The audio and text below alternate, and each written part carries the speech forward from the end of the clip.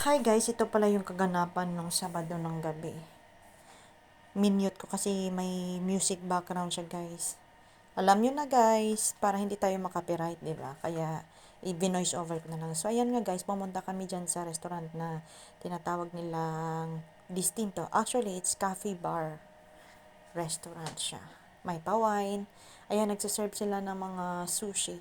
And yung sushi na yan guys is masarap siya kasi fried hipon siya. And then with rice. Ayan. Yung kumaway-kaway na yan sa likod ko kanina, yan yung chef dyan. Filipino chef siya. Pero yung mga crew at saka mga waiter dyan is mga Greeks.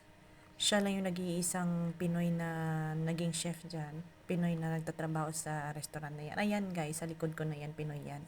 Chef siya. So, friend siya ng friend ko. Kaya, ayan, dyan kami nag-dinner kagabi. Saturday night. Dahil nagpalibre siya guys. Ayan, sige Banat Jen. Actually, this is my first time na kumain ako ng sushi. Hindi talaga ako kumakain ng sushi. Lalo na pag mga raw foods. Kasi, hindi ko talaga siya type. Pero kagabi kasi, fried hipon yan dyan sa taas niya eh. At saka yung kanin, masarap yung pagkagawa. Kaya, kinain ko na din. Nasarapan ako. So, ayan nga guys, may pa-wine dyan. Kung gusto mong mag-inom-inom, yung sa kabila niyan, may bar dyan. So, ayan nga guys yung mga customer. O, ayan, nagkaway-kaway na yung chef. Siya ang taya kagabi guys. Kaya, libre ang kain namin. So far, maganda naman tong resto. First time kong nakapasok dyan. So, challenge siya guys. And, ma-warm naman siya ng konti kasi may pa-apoy-apoy sila dyan. So, ayan, tinikman-tikman ko yung yung mga pagkain na sinerve sa amin kasi alam nyo na, hindi nga ako mahilig sa sushi. So, tinikman ko kung pasado sa panlasa ko. So far, pasado naman siya guys. So, ayan lang guys. Hindi ako pa-music dyan kasi nga, bawal 'di ba? Kasi baka makapiright tayo.